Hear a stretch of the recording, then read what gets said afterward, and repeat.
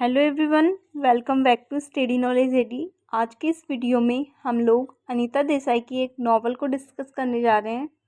उनकी first novel है जिसका टाइटल है क्राई द पीकॉक। इस नॉवल में अनीता देसाई ने वर्जीनिया वुल्फ की तरह स्ट्रीम ऑफ कॉन्शियसनेस की टेक्निक को यूज़ करने की कोशिश की है। ये बहुत ही इंटरेस्टिंग नॉवल है। चलिए शुरू करते हैं। ये कहानी एक यंग लड़की माया की है। ये बहुत ही एक्सट्रीमली सेंसिटिव लड़की थी। इसके चाइल्डहुड से ही इसे बहुत प्यार मिला था। इसके फादर ने इसकी अपब्रिंगिंग में कोई कमी नहीं रखी थी। लेकिन फिर इसकी शादी गौतम नाम के एक आदमी से हो जाती है। अब ये अपने घर में अकेली रहती थी, मतलब इसके फादर के घर में।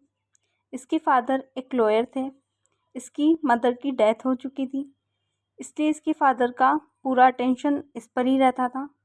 इसे शुरुआत से ही इसके पिता का बहुत प्यार मिला था।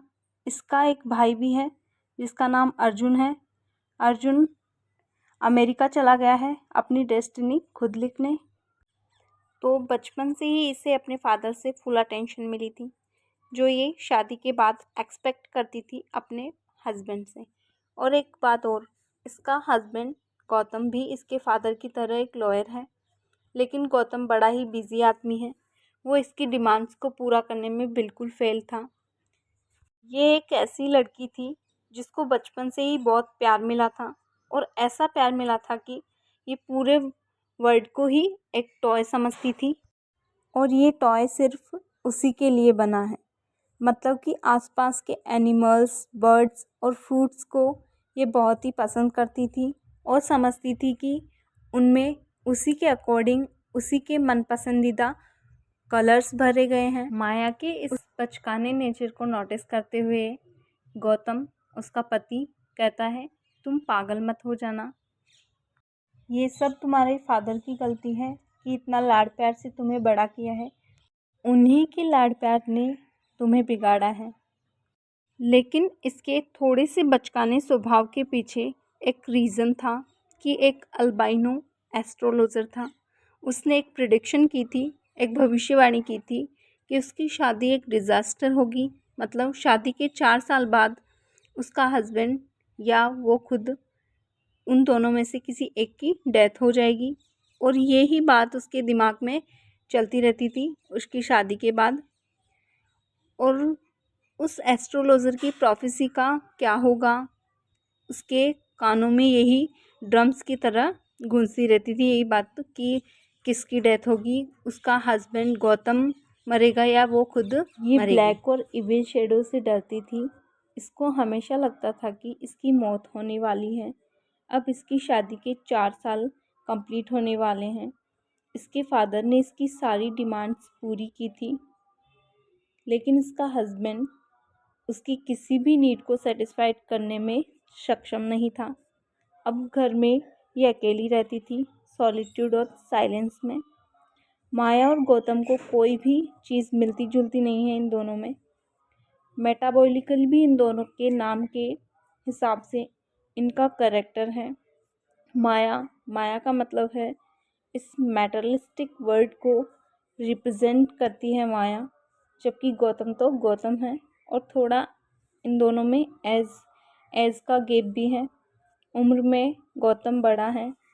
अब ऐसा लग रहा था कि उस एस्ट्रोलॉजर की प्रोफेसी का असर हो रहा था। लेकिन ये लोग भी जब इससे अलग हो गए, इससे दूर हो गए, तो ये बिल्कुल अकेली पड़ गई। अब इसे डरावने सपने आने लगे। उस एस्ट्रोलॉजर की बात से ये बड़ा डिस्टर्ब रहती थी। और इसने क्या सुना, बाहर एक मोर रो रहा था, क्राई ऑफ पीकॉक। मोर के रोने की आवाज़ सुनी। इससे लगता था जैसे मोर के रोने की आवाज़ इसके रोने की आवाज़ को रिप्रेजेंट करती हो। बारिश के दिनों में उसे ये मोर के रोने की आवाज़ बहुत डिस्टर्ब किया करती थी। वो सो भी नहीं पाती थी और उसको लगने लगा कि वह धीरे धीरे पागल हो रही है। इसके सर में भी दर्द रहने लगा। उसको लगने लगा कि उसको विज़न आने लगे, मतलब कि चूहे, सांप, छिपकली और दूसरे जानवर उसके ऊपर चल रहे हों।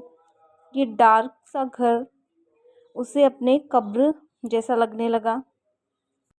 तभी अचानक इसके दिमाग में ख्याल आया कि उस एस्ट्रोलॉजर का कहना है कि मैं या मेरे हस्बैंड में से दोनों में से कोई एक की डेथ होने वाली है, तो मैं ही क्यों मरूं।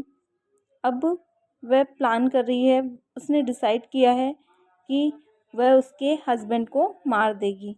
अब एक यूजुअल सा डे था, गौतम अपने काम में लगा हुआ था। ये उसे बोलती है चलो छत पर चलते हैं।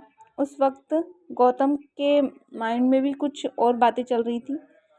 ये छत पर चली जाती हैं और उसके सामने गौतम था। ये गौतम को छत से धक्का मार देती है और गौतम की मृत्यु हो जाती है। इन द एंड सब मान लेते हैं कि ये पागल हो चुकी है। करेक्टर्स के नाम भी बहुत सोच समझ कर रखे गए हैं। माया मतलब इल्यूजन्स और गौतम मतलब गौतम बुद्ध। माया चीज़ों को पाना चाहती थी, चीज़ों से अटैच्ड रहना चाहती थी। गौतम को चीज़ों से कोई मोह नहीं था, ये बिल्कुल डिटैच्ड लाइफ जीता था। इस वीडियो में इतना ही। I hope you can understand. If you like this video, don't forget to subscribe my channel. Thanks for watching.